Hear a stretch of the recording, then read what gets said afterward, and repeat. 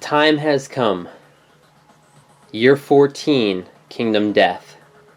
The Hand.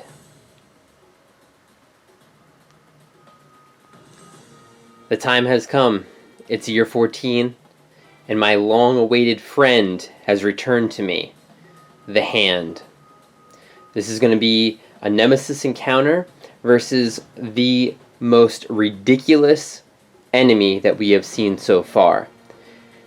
Last time he came as a friend.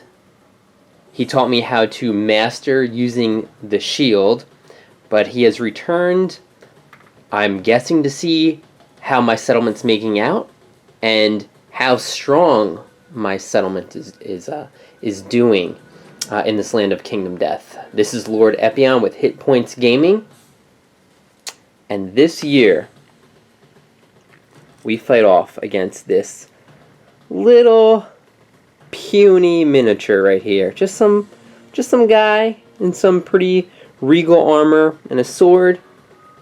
But don't let him fool you. He is ridiculous. There's a few things that I want to go over first. I'm going to explain this fight. There's a lot of moving parts to it. I'm also going to show you a little bit of the hit location deck. And then I'm going to do a little bit of a rant going into this that dates back all the way to maybe year 2 or year 3 of this campaign. So first off, let's show you the hand card here. Okay, nothing too ridiculous. He has 10 health right off the bat. That's what it looks like. He has 10 basic actions. But honestly, he has 14 toughness, which makes him incredibly strong.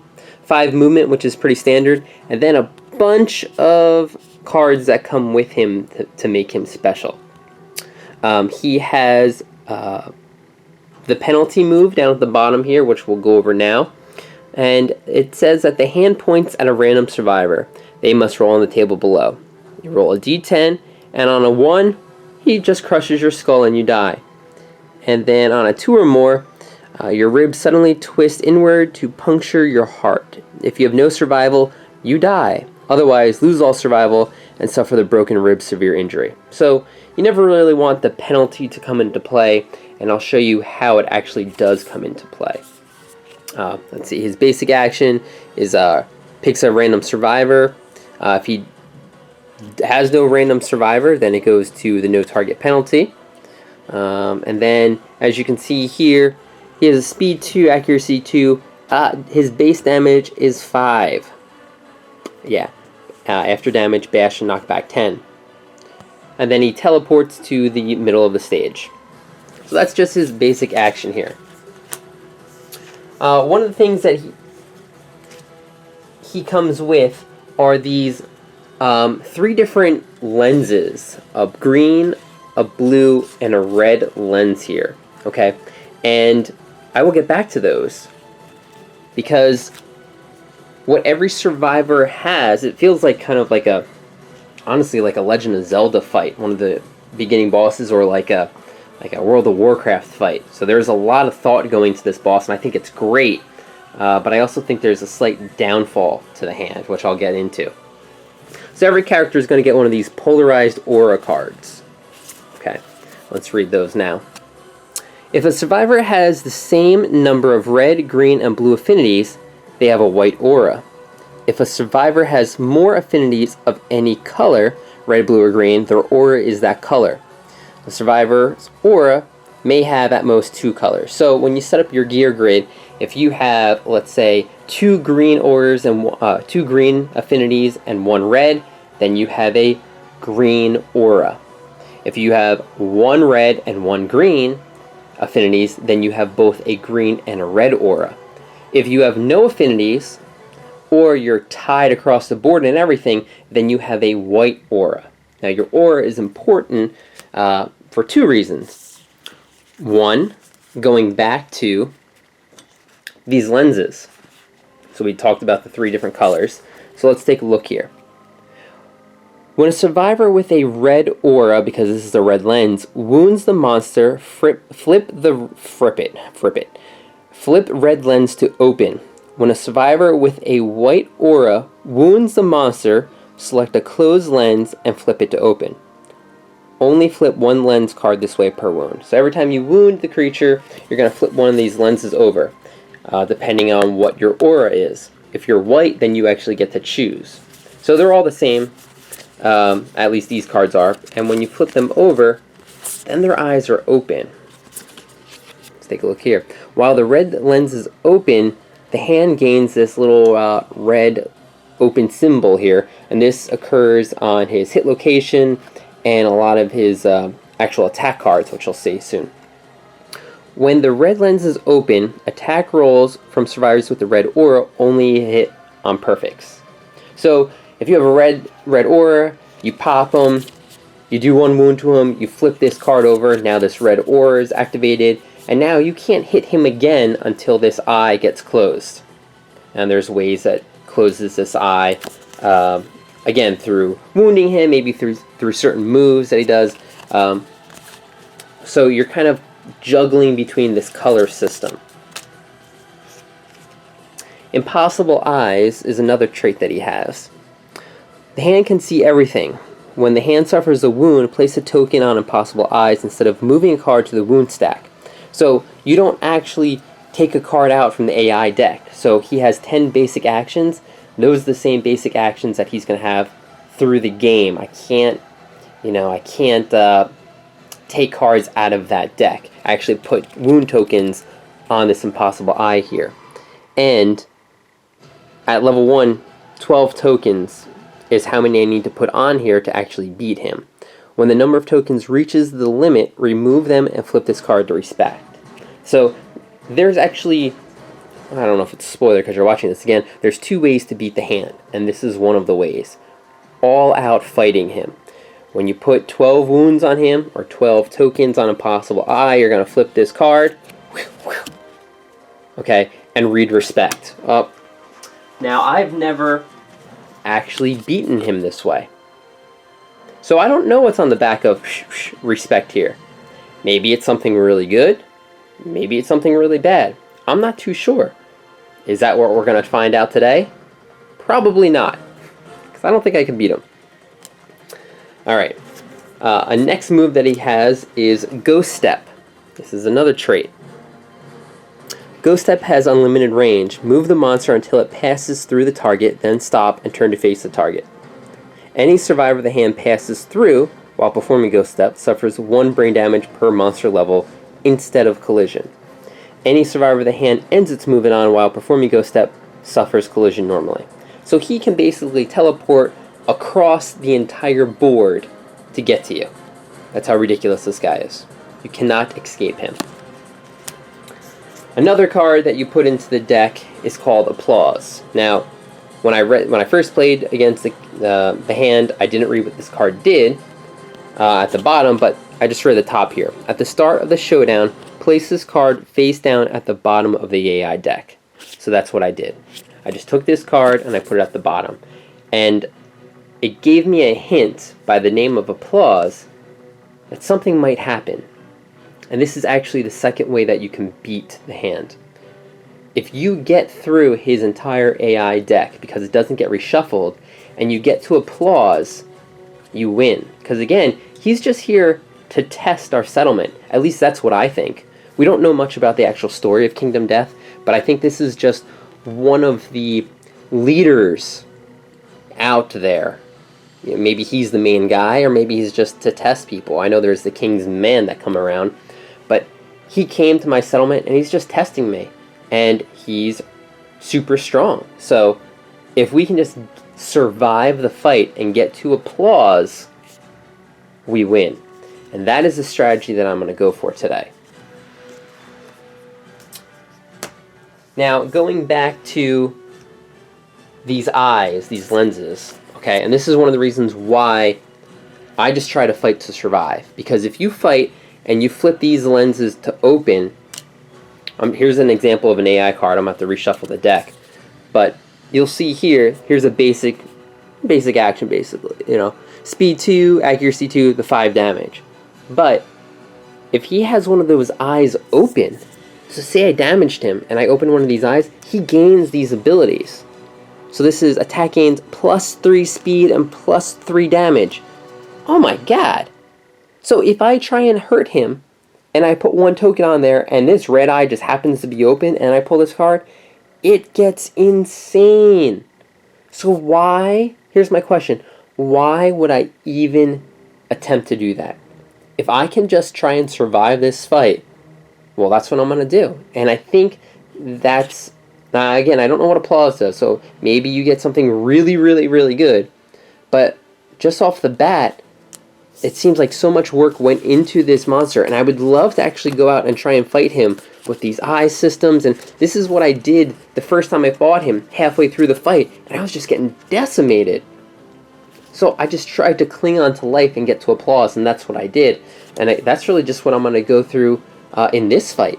And I've been trying to gear my survivors up to this point. Once I get to the actual showdown, I'll show you some of the best ways that I think to go against him. But I'm not even going to try and open those eyes. Why risk it?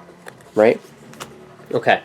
Now, here's his hit location. Now, I've never really shown a hit location before a fight, but here's just another example.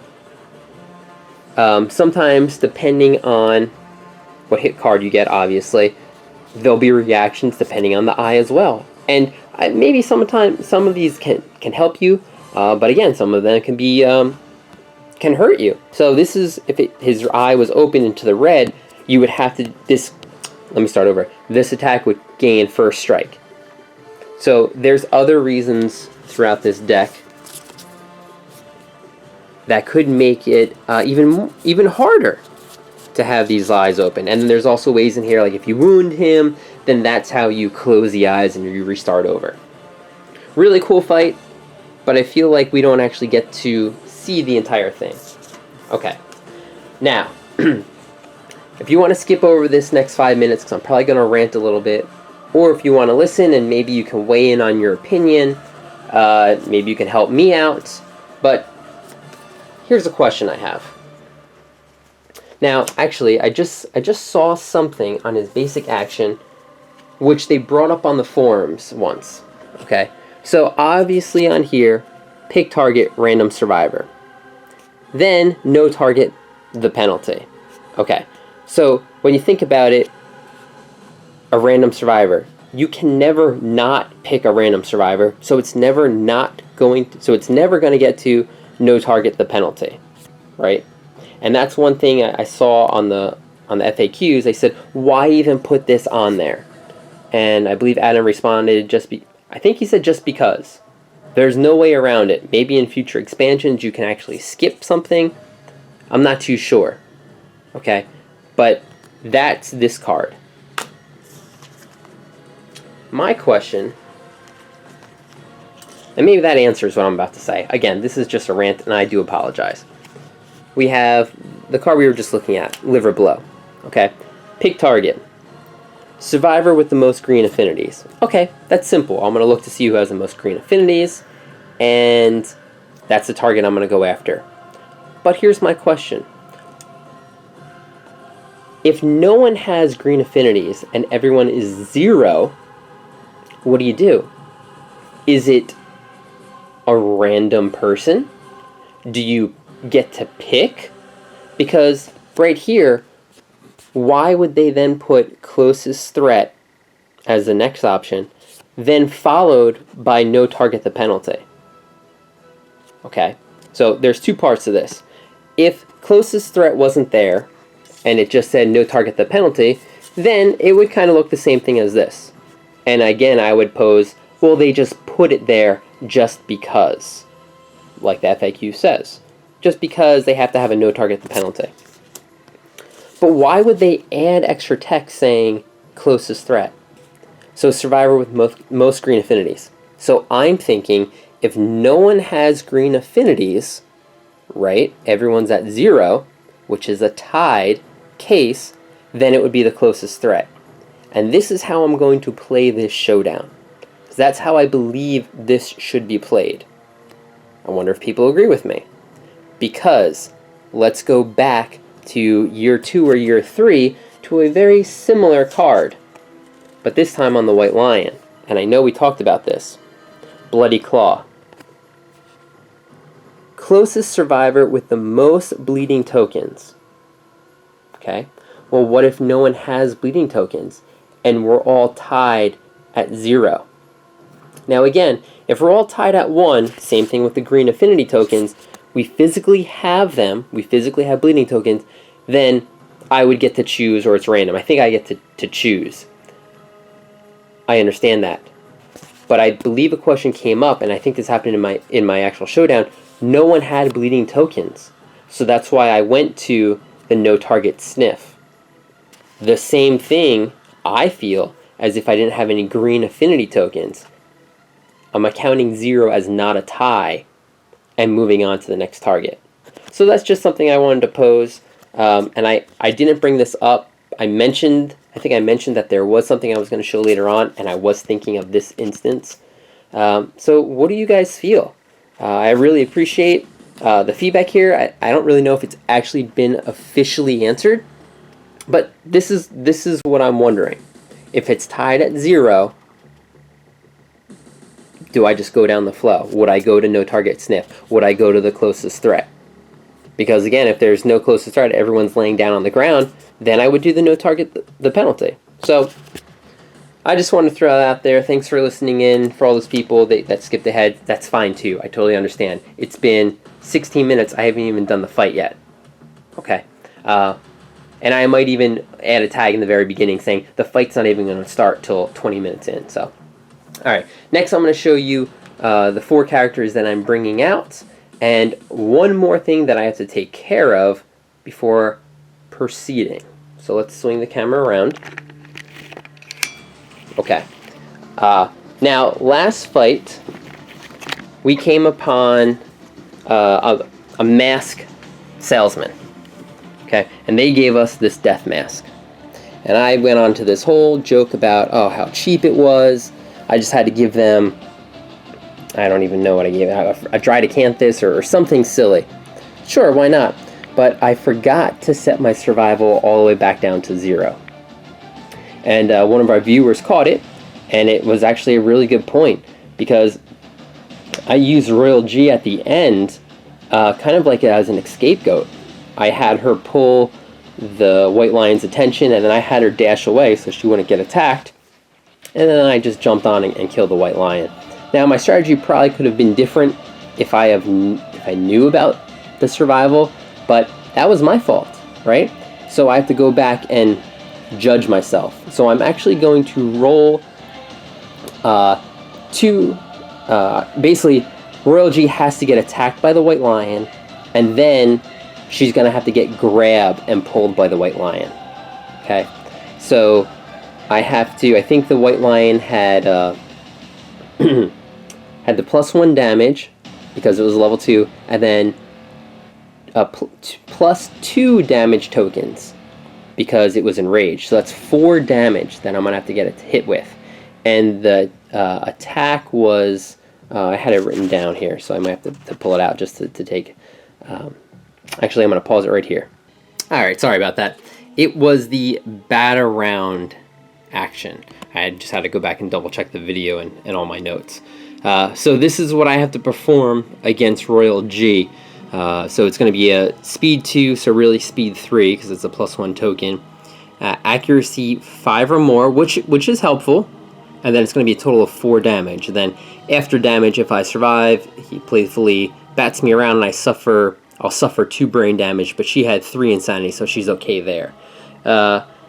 She had no bonuses to dodging. Again, I had no survival, so I can't get out of this. I'm going to have to perform these rolls. Now, she had, I also double checked this, this is her current armor set. So she had 6 armor to the head, 0 in the arms, 4 to the body, 2 to the waist, and 4 to the leg. Now, if she dies, it really wouldn't be that big of a deal. But she was the owner of the death mask. Okay? And the death mask is irreplaceable. So if she dies, I lose this mask. And this was going to be a pretty good setup going into the years after the hand, especially when I fight some of the Phoenix. I was going to give this to Yoda. He was going to get a ton of luck. This gives him +4 luck. he already had 2. And with his Katars, he would be able to crit on 3 or more, which is pretty ridiculous. And again, something that was pointed out to the same viewer, actually. Oh no, separate one. Double checking. Yeah, separate one. And I thought this was wrong when I first heard it, but apparently if you succeed in your luck roll, you don't need to succeed for your actual strength. So if you have your strength doesn't have to match the creature's toughness, just as long as you roll for luck. And it says so right in the rulebook, under basically luck. So this is going to be really helpful. That's why Royal G must survive here. So let's get this roll out of the way. So I don't have to keep spending hours at night whining and worrying that she would be alive or not. Okay, so it's going to be 3 attacks for bat around. Hits on a 5 or more. Okay, well, that's kind of what I figured. An 8, a 5, and a 4. So that's 2 hits. Just not in the arms. Okay, an arm in the waist. Okay, so my waist goes down to a heavy. Okay, and my arms, I'm gonna have to roll. Now, here's another problem with the death mask. It's -4 to all severe injury rolls. Meaning I have to roll on that critical table, and I really need to roll super high because the result is going to be low no matter what. So let's keep Royal G alive. Come on. 5. Well, guys, a 5 -4 is 1. And a 1 on the arms location, which I got right here, is your warrior or your vision fades along with the sight of your mangled armless torso. Die of shock. I needed to roll a 7 or more to keep her alive. So this is a problem that I've been having lately in my campaign. Not paying attention to the rules. So Royal G is a goner. And so is this awesome, awesome, awesome death mask. Alright. Royal G is dead. The only good thing about that is I get one basic resource, I guess. It's kind of cool. And I think I actually get to keep this one, even though I had to lose half my resources last year. So I'm just going to set the camera up, get ready for the showdown, then I'll pull my basic resources, I'll redo the AI deck, and I'll fight the hand and cry again tonight without my death mask. Oh yeah, but first I want to show you who I'm bringing out on the fight this year. Okay, so I know last time when I fought, I believe it was the Kingsman, I brought out 4 newbie survivors. And I thought I was going to be able to actually win, and that was a mistake. Well, this year, guess what? I'm bringing out 4 newbie survivors again, because I don't think my chances of winning are that good. So I'd rather them die than some of my new guys, or some of my better guys.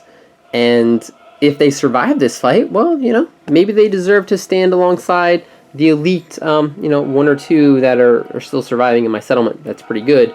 Yoda and Mon Mothra, the supreme ruler and killer of all. So yeah, we're going to start off with Sabine here, who does not have Red Fist. Again, that was pointed out because I already had the Lantern Innovation, so I had to get rid of that. So Sabine's coming out here. She has 4 survival, and her gear grid is the Phoenix set. I set it up so that she's going to have blue affinity, so she's going to have a blue aura. And that's marked here with one of the counters.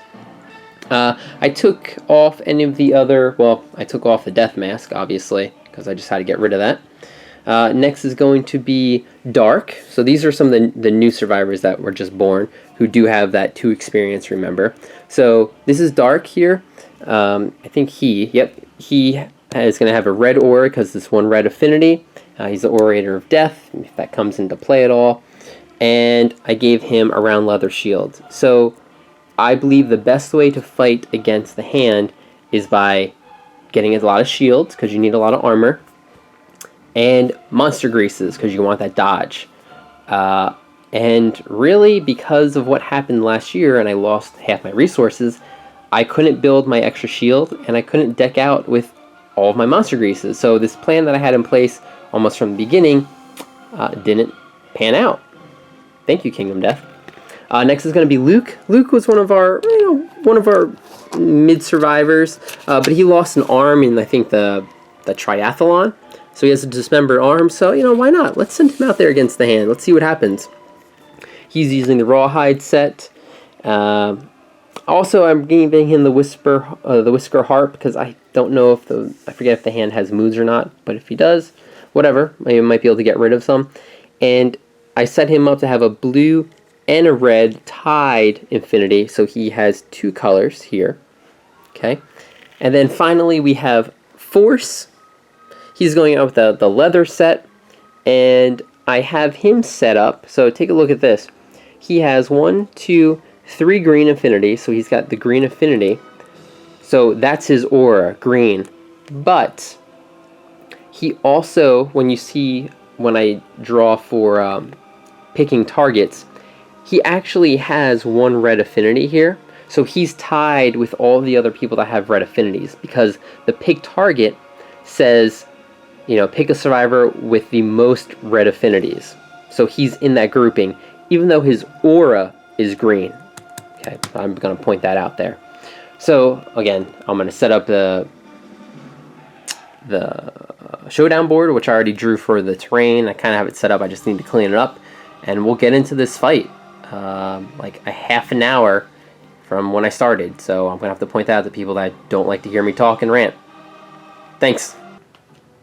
Okay, so the hand comes with a stone face, which goes to the center of the board, and then he starts standing on top of it, along with 3 stone columns that I get to put anywhere. Normally, set up normally, and then my 1 random was acanthus plants, so I put them down by my survivors down there. And I do get first turn. So again, this fight is just trying to survive. And anyone that survives, they can join my fighting party to go out and fight a Phoenix next year, because that's really what I want to do, is get this Phoenix armor set complete, because if I did, then someone would still be alive today. But I can't keep crying. I'm sorry. I had so many plans with that death mask to destroy Phoenixes and crit all day, and I have to worry about that stupid time token, but okay. Kingdom Death. Characters die. We're getting there. We gotta fight the Watcher. That's what matters. No idea what the Watcher does, and I'm kind of nervous if the hand has all this craziness. Can the hand actually beat the Watcher? Who's in charge here? I don't really know. But if the hand is this strong where I'm just trying to survive, the Watcher has got to be at a whole different level. Alright, so first things first, I'm going to use my rawhide headband to just look at the 2 AI cards that are coming up. Because again, we're just trying to survive. So let's take a look and try and plan out what's coming to us. Okay, so we have Bullet Jabs card, which is 5 speed, accuracy 2 or more, and 2 damage each. Okay, and this is going to target the person with the most blue affinities, which can either be Luke or Sabine. Okay, and then the next one is going to be Rude Slap. Now, this is something pretty new. It's called Duration. Okay, so whenever you draw a Duration card, you resolve really the top spot. So while this card is drawn face down, which that's what it is, it's drawn face down, the monster points at the ground. When this card is drawn face up, target and resolve a survivor in the right spot. Okay, now the right spot, obviously you can't see from there, he's pointing to the spot right here in front of him. Okay, that's the right spot. Then that person gets hit with a 2 speed, 2 accuracy, 6 damage attack. Now, if the monster does not attack, perform the penalty. Now again, we saw what the penalty does. It could instantly kill somebody. So we never really want the penalty to happen. So really, there's these duration cards, which I just talked about. When you draw them from the deck, okay, you do what's on the top. basically, for a turn, he's just pointing at a spot. He's basically egging you on to go stand there. I then get my whole other turn, because the second half doesn't happen, and then this goes back on top of the deck, like so. So then I get a turn, I get to decide, do I want to run away and have the penalty happen, or run to the right spot, so when it's the monster's turn again, I would resolve the second half of this card. And this is why I do the Rawhide Headband, just so I can see what's coming, so I can set myself up. So, I'm actually going to keep Rude Step on here. Rude Slap, okay. So it's damage 6. So I'm going to set up to have Force, who's my main tank, get into that spot. So let's see if I can get there in 2 turns. So it would be 1, 2, 3, 4, 5. And then next turn would be 1, 2, 3, 4, 5. That's what I'm going to do. So I'm going to keep Rude Step on top. Okay? So that was Luke. He did his action. And then he's just going to...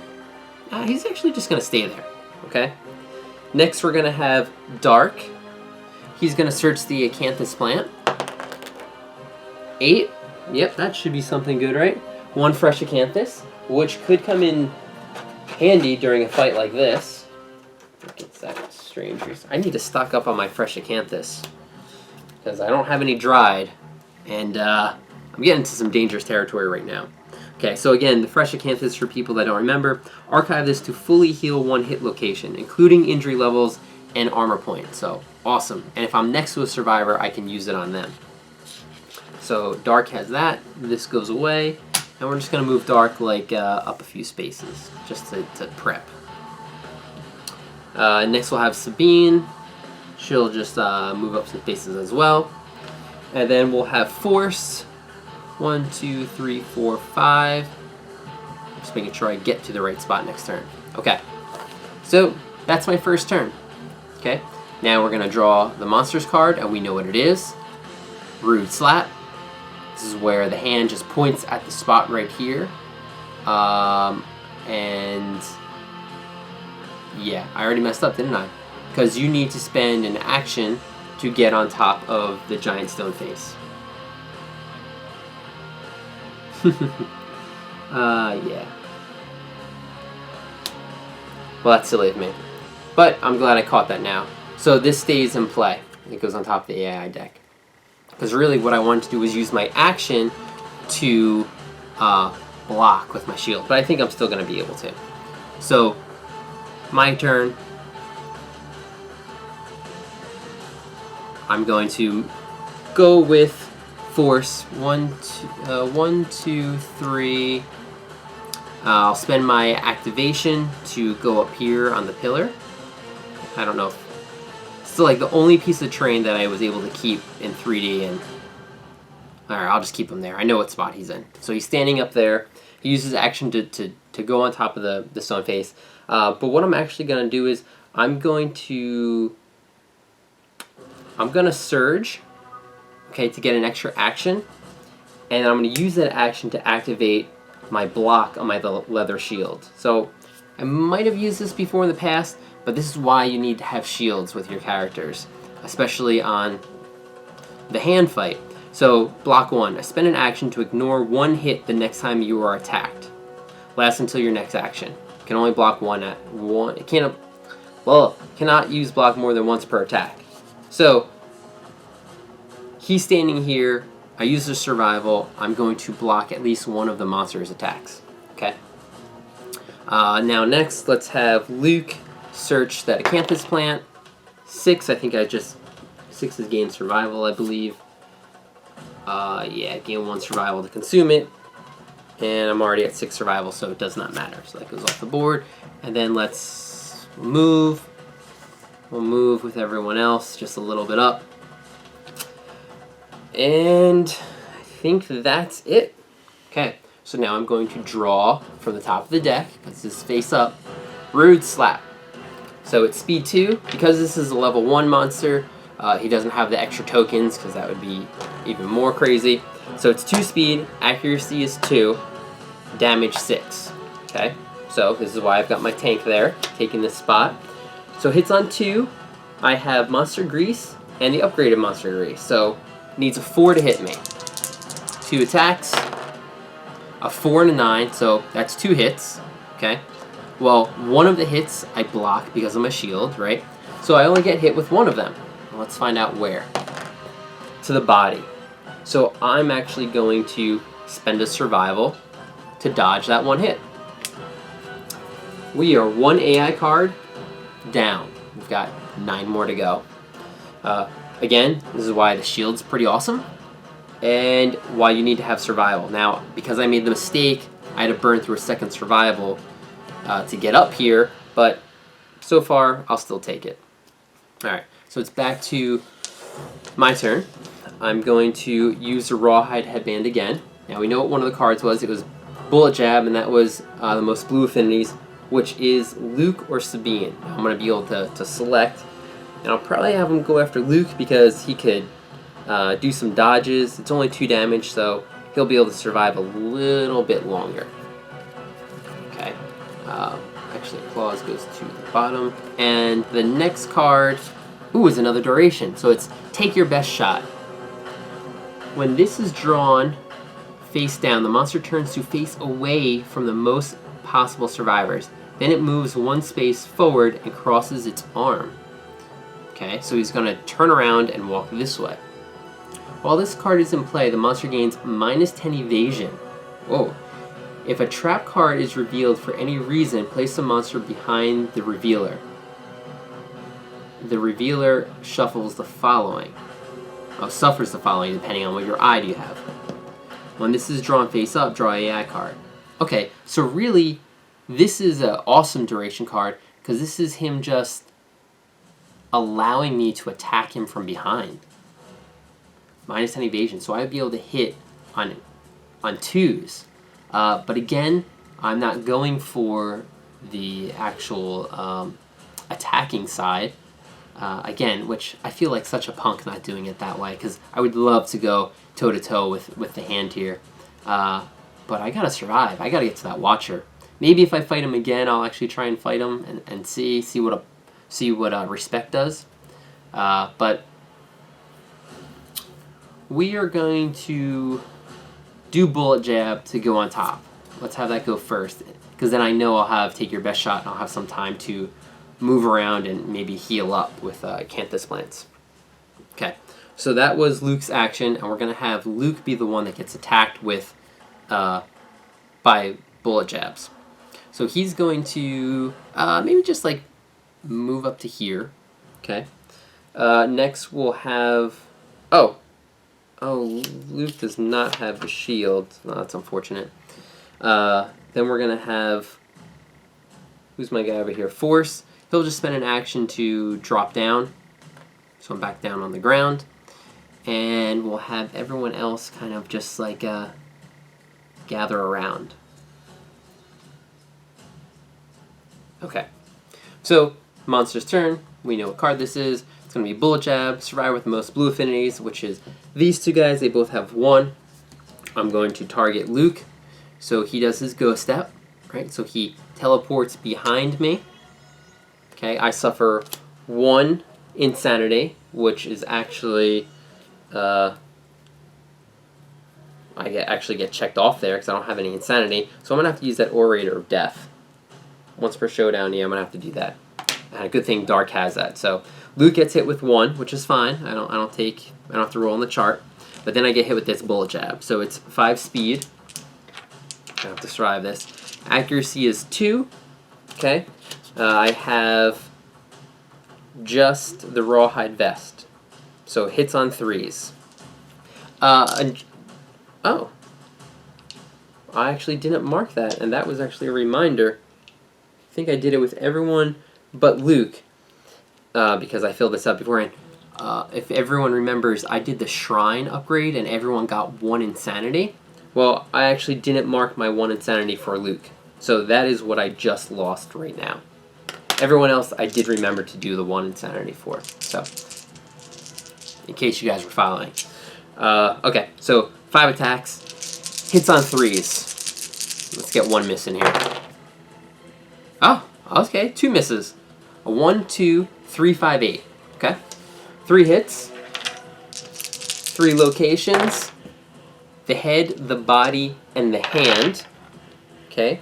So I'm going to get hit in the body, the hand, and I'm actually going to spend a dodge on the head because, you know, that's pretty important. And I've got all the extra survival, plus I can try and get it back right now, which I do. So I always want to try and dodge at least once. There's no reason not to. 20% done with the hand. Okay. Back to my turn. Okay. We are going to have Dark use the Orator of Death ability. So it's once per showdown. I can spend an action, have all non-death survivors gain 2 insanity. So let's just do that right now. So Force goes up to 5 insanity. Luke goes up to 2. Dark goes up to 3. And Sabine goes up to 4. Just to be on the safe side. We don't want any ghost steps causing me to go crazy. Okay, that was Dark. She's just gonna like move over to the side here. Let's have Luke again do the AI card. Yeah, and again, this is one of those fights where I know I was really looking forward to it, and people were probably like, "Yeah, this fight's gonna be really cool." This is actually kind of boring. I'm sorry, because I'm just gonna be looking at this rawhide headband, looking at these top 2 A cards just to survive. Yeah, it might get exciting when I get hit with a super heavy hit and people cheer for me to die. But hey, you already got Royal G to die already this year, so calm yourselves, okay? Oh, we got 2 duration cards. So one was Take Your Best Shot, and the next one is Line Up. While this card is drawn face down, the monster casually opens its arms. When this card is drawn face up, target and attack all survivors in the right spot, which is 1, 2, 3, 4, 5. So it's like 6 spaces in front of him. It's like the straight line. Speed 2, accuracy 2, damage 6. If the monster does not attack every living survivor, perform the penalty. So everyone needs to get hit by this attack. Okay, so we are going to set up for that shortly. So let's do Take Your Best Shot. Put that on top first. Okay, and then we'll just kind of like move into position. We'll move here. Then we'll move with everybody else a little bit, and move a little bit here. Okay. Monster's turn is Take Your Best Shot.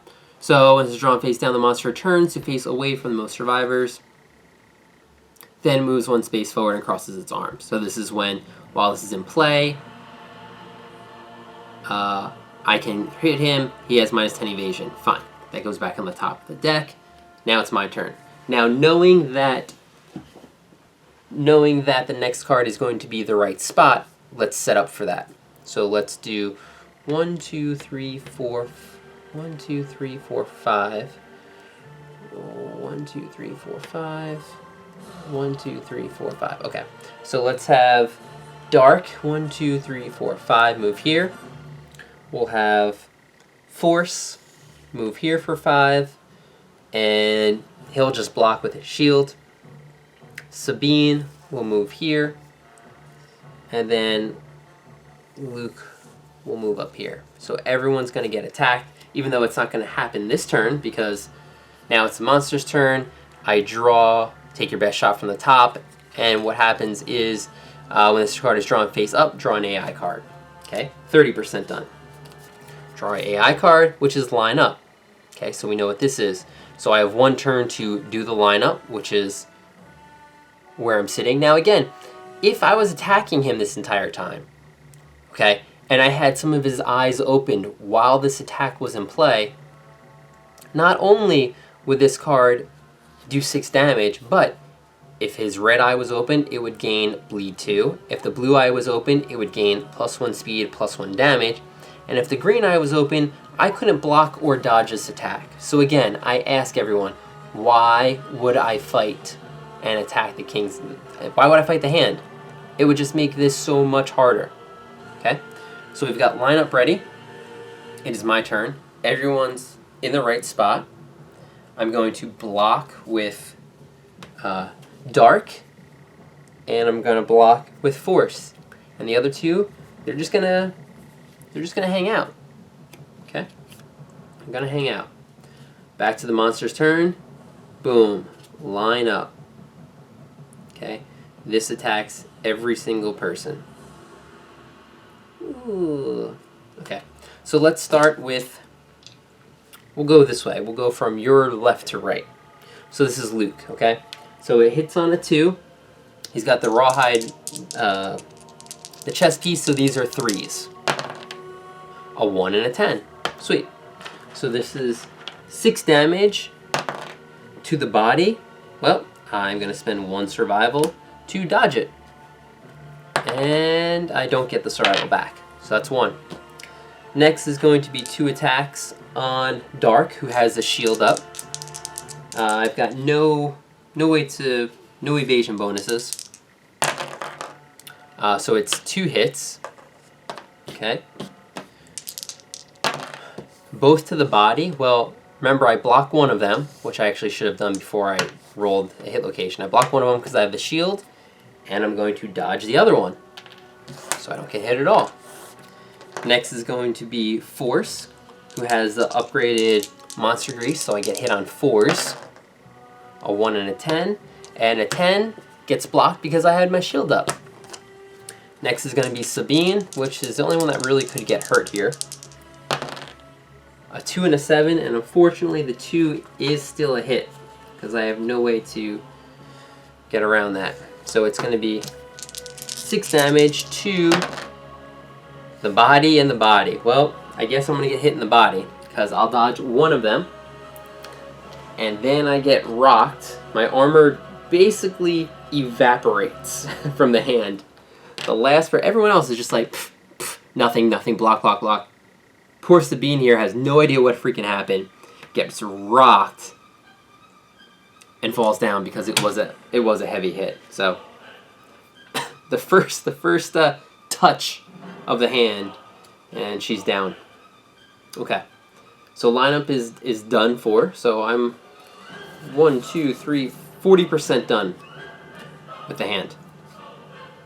Okay, so my turn again. Let's have Luke go first because I want to take a look at those AI cards. See what's coming up. Alright, we have Soft Chuckle and Bullet Jab. So again, Bullet Jabs, this is going to be target with the most blue affinity, so I would have him go after Luke again. Yeah, probably Luke again, because Sabine, if she gets hit in the body, yeah, it's not good. So Luke's got armor, 3 locations still, and he can afford to take hits because it's only a strength 2. So that's Bullet Jabs, and the next one is Soft Chuckle, which is the noise fills the survivors with an unprecedented dread. All non-death survivors lose 1 survival and roll 1d10. Add each survivor's courage to their roll. On a 15 or more, the survivor is knocked down in fear, which is not going to happen because my guys don't have enough courage to do that. Otherwise, oh god.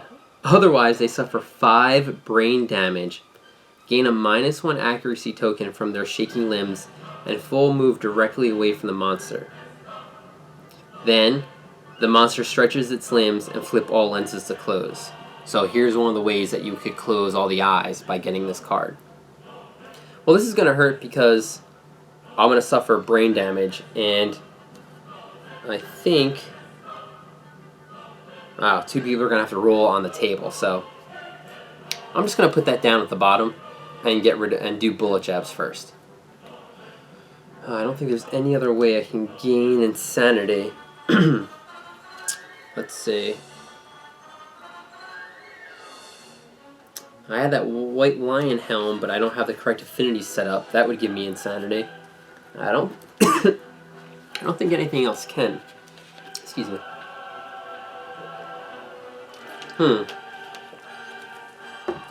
So let's just get it out of the way. So that was Luke's action, right? And he's going to be the one that gets hit with the blue. So let's just kind of move him over here. We'll move this guy over. Move her over. And she still stays down until the end of this attack. So we draw the card. It is bullet jab, so we know what happens here. Teleports through. He gets hit with, he goes down to 1 insanity. And now he's going to get walloped. So 5 attacks. Accuracy 2, 3, because I have my chest piece. Oh yeah, another 2 misses. Great. So this is 3 hits. Hand, waist, and head. Okay, so the waist gets hit. I lose my armor there. My arms, I would go down to a heavy hit location.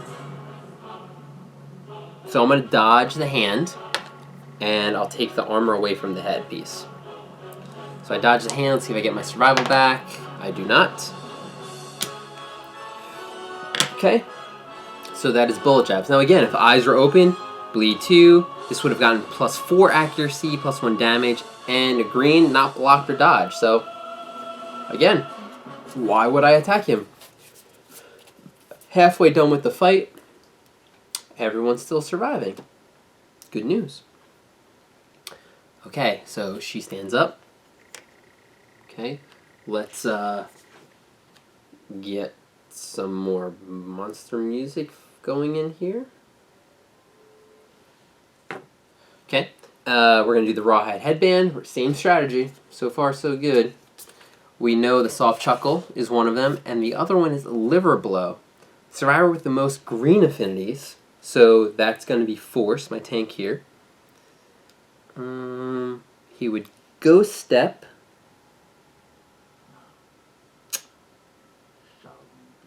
And it's speed 2, accuracy 2, damage 5. So I'm actually going to put this on top.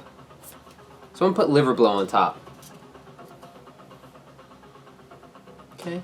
And then I'll move Luke out of the way because I don't want him to also get affected by ghost step. That means the hand's going to teleport back here. And let's just move everyone else around. Force is going to move like 1 step up, and then he's going to put his shield up. Block this attack that's coming through. Okay? So the hand's turn. Liver blow. Teleports through. I suffer 1 insanity, so he's down to 4. So he'll still be safe from the soft chuckle. Okay? And then speed 2, accuracy 2, upgraded monster grease, so it's 4s. 2 5s. Okay?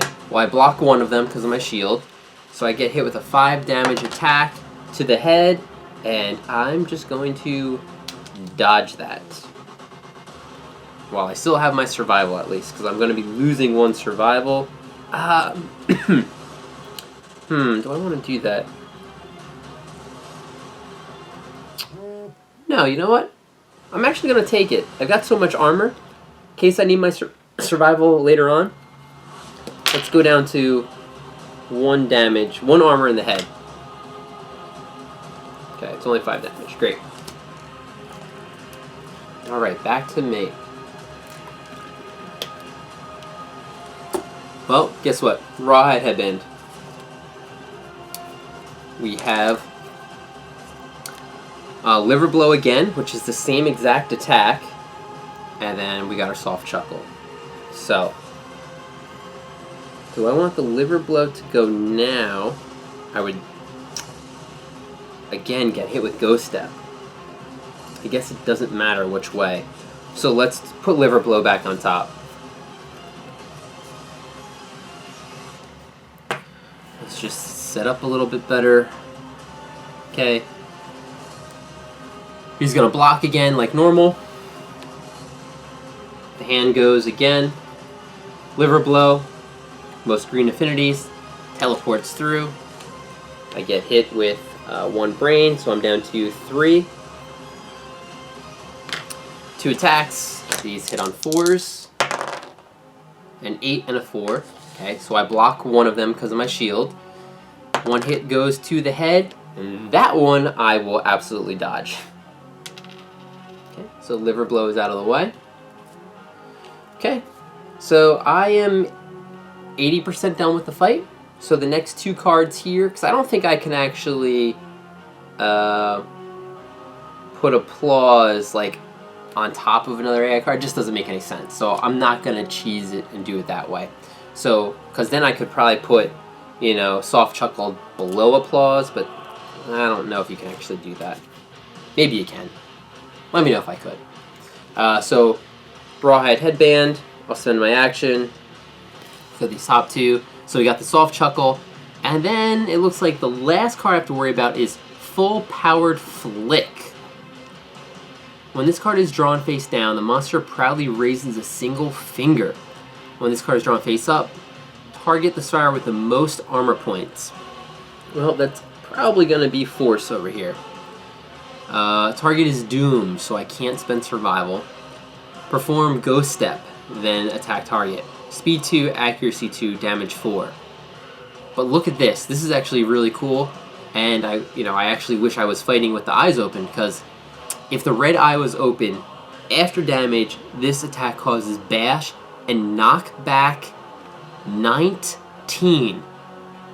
19 spaces you get knocked back. That's, see, if I got hit here, 1, 2, 3, 4, 5, 6, 7, 8, 9, 10. That's only 10 before I'm off the board. Because look at this. During knockback, instead of stopping at survivor's movement at a board's edge, the survivor goes flying off into the darkness, never to be heard from again. Dead. So he can just flick a finger and send you off the board, and you're dead. And again, the fight seems so much fun if I wasn't such a pansy. But I am a pansy, because I want my guys to survive. People might hate me for this. They're gonna put bad comments in here. Should have fought him. Bad fight. Well, you know what? I have to survive this because I want to show people at least get to the Watcher, and then hopefully I have a chance to actually beat the Watcher. So hopefully these guys survive and they become stronger, and then I bring them out to go fight a Phoenix. I get good stuff, and we go on from there. So I'm gonna put Full Powered Flick on top of this, on top. Okay. Then I'll just have to get through that Soft Chuckle. Alright. So I'm going to have Force at least put his shield up. Okay. Monster's turn. We know what it is. Put this duration, Full Powered Flick. Okay. My turn again. I'm going to shield myself. Monster's turn. This actually occurs. Goes through here. And I lose 1 insanity because of Ghost Step, so I'm down to 2. And then I get attacked. So it is, I'm doomed, so I can't dodge this, right? So speed 2, accuracy 2, so it's really 4. That is definitely cocked. I'm gonna re-roll this. It looked like a 9, so 8. Okay, they both hit. So I block 1 of them because of my shield. So I get hit for 1. I can't dodge it. It's only 4 damage, so 4 damage to the waist, just as long as it wasn't the head, I guess. I could have actually died on that attack. Waist, so the waist is down to 2 armor. He tried to flick me, but his red eye wasn't open. I guess he's wondering why I haven't been attacking him. Back to me. Everyone's going to just put their shields up because now it's Soft Chuckle. Okay, all non-death survivors lose 1 survival. So let's get rid of that first. So Sabine and Dark are down to 2, Luke is down to 3, and Force is down to 2. Then everyone would roll. If they can get a 15 or more, they get knocked down. No one's ever going to get close to 15. No one's even going to get... okay, Sabine could get 11. That's about it. So then everyone suffers 5 brain damage and -1 accuracy tokens. Okay, so I'm going to have to suffer all this damage. So Sabine takes 5 insanity, which is just a check mark for her, so she's fine. Dark, who only had 3 insanity, is going to have to roll on the table. Luke is going to have to roll on the table. And Force is going to have to roll on the table. So here are 3 rolls that I'm going to have to do. But since I have that, except Darkness, I add 2 to all my brain trauma rolls, which is pretty helpful. See if I can get it out here. Okay. Got my cool little cheat sheet. Again, I got this off of BBG, one of the forums. Makes it a little bit easier. So let's roll off for Dark first. She gets so scared. She rolls a 4, plus 2 is 6. Danger Seizure. You thrash about wildly, dealing 1 damage to yourself and every adjacent survivor. Gain a random disorder and 1d5 insanity. So this was Dark. I take 1 damage, okay, to the body. So, okay, she's down to 4. Okay, I'm going to do my insanity, 1d5 insanity, so that's 3 insanity. And a random disorder. Hey, I'll take Immortal, right? I would take Immortal. That was pretty cool. We actually get a good shuffle going on in here. Okay, and top one is... oh, seizures. Well, that makes sense. I just had a seizure. Lingering damage from your head injuries has caused you to experience periods of uncontrollable shaking and absence of thought. During the showdown, whenever you suffer damage to your head location, you are knocked down. Okay. Not so bad. Seizures. Could be worse. I could be dead. Okay. Next is going to be Luke. 7 plus 2 is 9. New perspective. You are knocked down and gain 1d10 insanity. 9 insanity. Okay. Luke, you fall down. I think everyone falls down. Well, you know what? I'm not going to put them down because I think this is the end of the fight. And then Force. 8 plus 2 is 10. Frenzy. Gain 1d5 insanity. Plus 1 speed. Plus 1 strength token. Ignore slow and melee weapons. You may not spend survival. Okay, that could be kind of dangerous. And you'll see why in a second. You may not use fighting arts. You may not use weapons, specializations, or weapon masteries. Can be gained multiple times. Lasts until end of showdown. So I gain 1d5 insanity. Okay, so I gain 5 insanity. But I can't spend survival. Kind of scary. Okay. And that's a soft chuckle. And then the monster stretches its limbs. Flip all lenses to closed. Okay. My turn. That's going to be it. Because this is the last AI card in the deck. And it is Applause.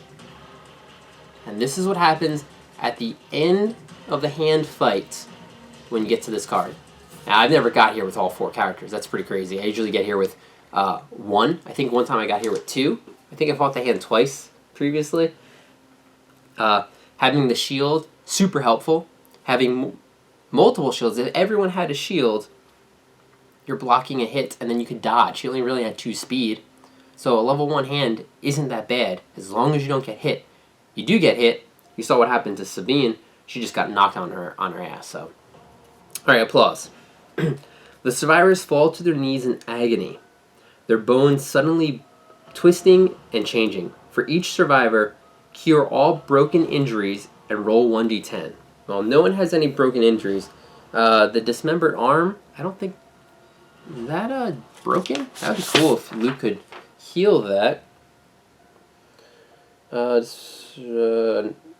No, dismembered arm is not a broken arm. Dismembered means that I don't have it anymore. So, yeah. He's still running around with 1 arm, Luke. Okay. For each survivor, cure all broken injuries and roll 1d10. Then end the showdown. The survivors are victorious. So, everyone has to roll on this table. Where's my good die? We're going to start with Sabine here. 2. Spend 1 survival or die from shock.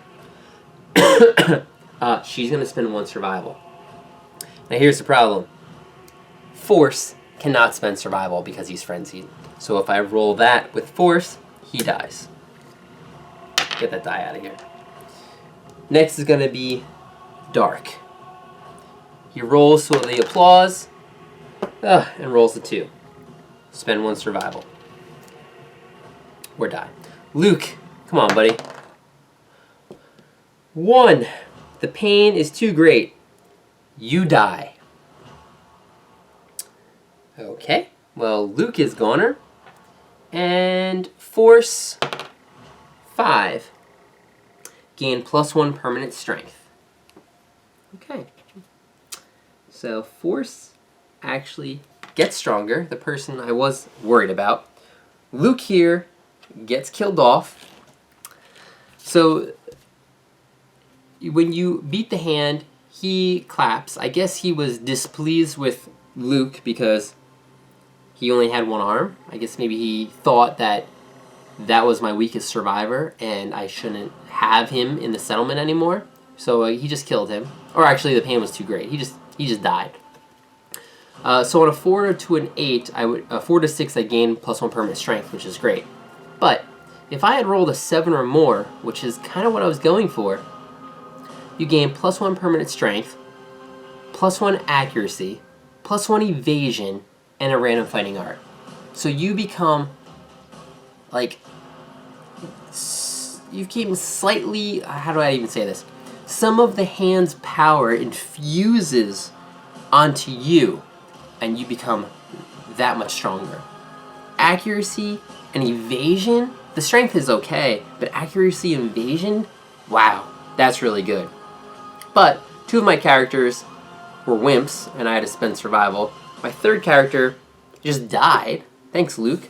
And that reminds me, I have to get basic resources. So here's going to be a basic resource for Luke. I'm going to grab that now. Okay. And then this is for Royal G. Okay, so a bone and a hide. Alright. Okay. And that's the fight, guys. It would be pretty sweet to actually fight him and do the eyeballs, but I wouldn't have everyone standing here. And I think this bonus, if I can get it to the end and get, on roll high, it's a pretty awesome bonus for your survivors. So let me see what happens. I forget what happens when you actually beat him in the book. So let's take a look here.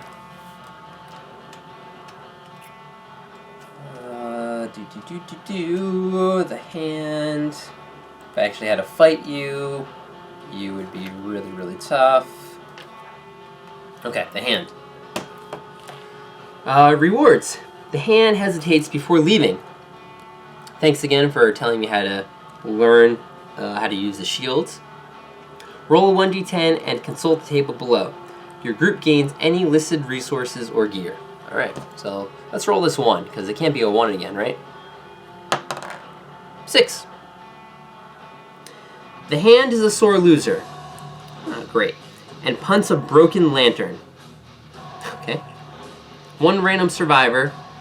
Oh my god. 1 random survivor suffers a severe head injury. Add 1 scrap to the settlement storage. Okay.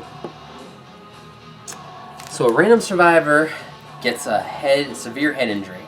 And I gain, what was it? 1 scrap. So let me get the scrap out, just so I don't forget that. This guy's a sore loser. I guess maybe he wanted to actually fight me. He went that whole time and, well, here, I'm just going to bring a broken lantern, but it's really just scrap. And he got pissed off and left, because, it really wasn't that great of a fight. I understand.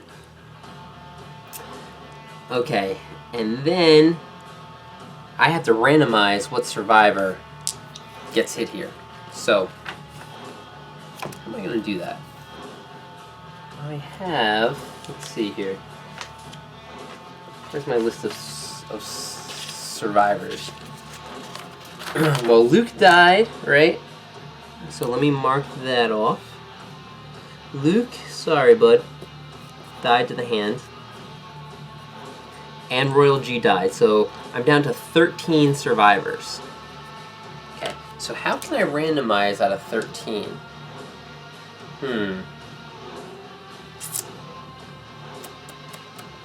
Randomize 10. Okay, let's do it this way. It's kind of silly. So I'm going to have 13 survivors. I'm going to roll a die, okay? If it is a 1 through 5, that means I'm going to randomize out of 6 survivors, okay? If I roll a 6 through 10, I'm going to randomize through my remaining 7 survivors. I'm just going to go down, see I got a list of all my survivors here. I'm just going to go down the list of everyone who's still alive. So if I roll a 1 through 5, I'll count from this side, 1 through 6 survivors on another roll, and then I'll go 1 through 7. Okay, yeah, it makes sense in my head. So first or second half, let's see. Second half, okay. So now I'm going to count from the bottom of my list. I'm going to count up. I'm going to roll a die. A 1 through 7, that's how many characters I'm going to count up. If I roll 8, 9, or 10, I'm just going to re-roll. So this is going to be my random survivor. 1. Okay, so it's Force. Okay, so the Force, who is actually out in that fight, who is the person that, the only guy... Oh, I wonder if it said 1 random survivor. Oh, maybe it's a random survivor that actually survived this fight, not maybe someone back at the settlement. It should say 1 random returning survivor, right? Well, it just happened to work out that he is a returning survivor, and he's the guy at my settlement. So, I have to roll for a severe head injury. That's not good. Oh my goodness. It's a 1. So he punts the head of my character Force and causes a head explosion. Your head erupts in a shower of gore, killing you instantly. All the survivors are disturbed that they lose 1 survival. So, I'm not too sure if that happens. Let's just say it does. I forget. So I'll take a survival away from Sabine, Dark, and Luke, only because they deserve it. Oh, Luke's already dead, so he definitely deserves it. So, I went through that fight of the hand. I thought I was going to come back with some special bonuses. You know, some people getting a little bit stronger. Not everyone actually surviving the fight, but they all did. They all got the applause of the hand. Luke dies of agony. Dark and Sabine barely hang on with their lives. Force is the only one that stands there and gets stronger, but the hand was such a sore loser, he walks over to the Force and punts his head right off. Yep. So that entire time I was calling the hand a punk because he wasn't doing any damage. Little did I know he was just holding back, and he could kill me instantly whenever he wants to. So there you have it. There's the hand. I think the easy mode on how to beat him, and look what happened. Half my guys actually died. So, oh great, that's another survivor down. So I'm going to have to get another basic resource. Well, at least I'm getting 4 resources. It would be great if this was an organ I could innovate. Huh. Just call it. Just call it. Alright. So I'm down to 12 population after the hand comes. And I'll set up for the settlement event, which should be kind of quick, so I don't really have much to build. So yeah, there you have it. Freaking jerk, the hand, taught me how to use the shields, then comes back. I think he just thinks my settlement's puny. But I also kept my best fighters out of the fight because of that. So I don't want him to know how strong I am, right? Or maybe I do. I don't know. I don't know the story. Let me set up. This should be the quickest settlement phase that I've had up so far in the campaign. Only 2 survivors came back, so I only get 2 endeavors. Sabine and Dark gain experience points. So Sabine only gets her first, actually, and Dark gets his third. No one got any weapon proficiencies because I did no damage. And that's it. I forgot to mark Dark's +1 strength for being born. Okay, so that's out of the way. I have to do a random settlement event. So I'll shuffle this up a little bit. I don't know what that is, so I'm just going to put that there. Roll off. 1. Okay, so the top card.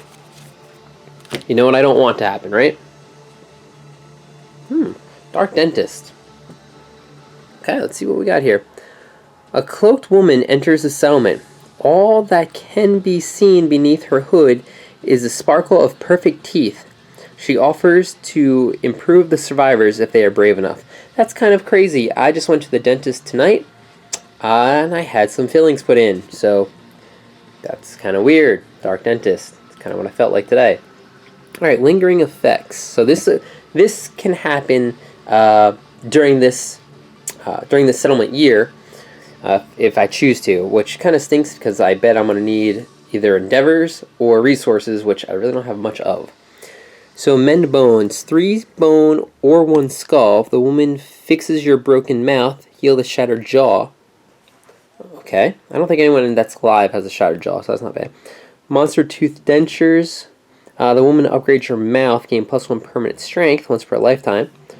4 bone or 1 large flat tooth. That would be pretty sweet if I only had 1 large flat tooth. So that's a good reason to fight the antelope. It's actually pretty awesome. Oops, I'm knocking everything over. And then the other one is 2 iron. Ooh, gain the following abilities. Metal maw. Your fist and tooth gain sharp. Oh, that's kind of cool. If I had someone that actually fought with fist and tooth, I bet that would be pretty cool to do. An idea. Before giving the benefits of monster tooth, dentures, and metal jaw, roll a 1d10 to see if the surgery was a success. Ah, there's a catch. 1 to 2. Oh, guess what? You die. Okay. 3 to 5, suffer the shattered jaw. Oh, wow. So it's only 50-50. Alright, dentist, look. Get out of here. I don't need you. Alright, so I still have 2 endeavors. I'll show you what I'm going to build first. I'll turn my fresh acanthus into a dried acanthus. So, yay, I finally have another one. This broken lantern is really just a scrap. It's not a broken lantern. That's what I got from people. I think when the hand broke a lantern and kicked, forced his head to clean off. So this is really just a scrap. And then I got these 3 resources from all my people dying. So I'm going to actually innovate. So I'm going to still draw 4. Okay, I'm looking for like hovel or cooking. Okay, I'm going to pick this one. Memento Mori. Okay. 2. Sculpture, don't really want. Cooking, and bloodletting. I'm probably going to pick cooking, because it sounds pretty cool. Survival limit +1. Culinary inspiration, 1 to 2 uninspired. 3 or more actually do cooking. Okay. Alright, so I'm going to take cooking. It's pretty awesome. I don't put any cooking. There's no extra consequences, so I do finally get this. Mark this down. Now, I've never done cooking before. On here is an endeavor to unlock cooking, and I still have that beetle, which I haven't used yet. I was going to spend my second endeavor to actually do scrap smelting to change my 3 pieces of scrap. I have 2 broken lanterns and this scrap to make 1 iron, just because it's one more, it's 1 more iron that I have. And since I don't have a lot of endeavors this year, I figured I'd just knock it out and do this. Which is what I might do, and I'll save cooking next year. Because I don't really know what it does, and I might want it when there's more survivors. Maybe more returning survivors. So I'm just going to spend my second endeavor to just get scrap smelting out of the way. I'm looking for just a 3 or more. 7. That works. So I'm going to transform my 3 scrap into 1 iron. So I'll mark that off, and that's it. Quick settlement phase. I'll take the Dark Dentist, I didn't want her services, so no one died, which is great. Okay, that would be silly if, maybe if I didn't use her services, she turned around and killed me. So, but I'm glad that didn't happen. And I got to make some dried acanthus, so yeah, pretty exciting. No one died, but that's the hand fight. So that was year 14. Nothing else happened during my timeline event. So nothing else really happens for my timeline. It's year 16. The Hooded Knight comes back. So I'll see if I think it was Boba Fett who has the Twilight Sword. Maybe he'll start using that. And I have a Nemesis encounter, end of year 16 into 17. Another one in year 19 to 20. But then during year 20... is Watched, which is the last story event, and that's when I can start fighting the the main boss of the game. So it looks like I'll be going for a Phoenix next year, a level 1 Phoenix, because I want to get one more piece of gear to complete the set. If all goes smoothly, then I'll probably do like a level 2 Phoenix, and then I'm just going to try and get as many resources as I can in these last few years. Maybe I'll move up to a level 3 Lion, level 3 Antelope. I just want to try and crank out, see if it's possible to build that lantern set. I've got 1 iron right now, so I know I need to get some iron for mining, which is why I got mining pickaxes last year. So this is kind of like the home stretch right now. Push yourself to fight high-level monsters, to finish your armor sets, and get as many resources as you can. At least that's my strategy. I've only gone as far as this once, so I don't really know if that's the right one to do. But yeah, thanks for watching the fight with the hand. It probably wasn't the best fight, and I'm sorry I'm sorry it probably wasn't that interesting, and I ranted in the beginning, and it sounds like I'm ranting right now, so I'm just going to end it. This is Lord Epion with Hit Points Gaming. This was year 14, Kingdom Death Monster, and next year I'm going back and fighting those Phoenix.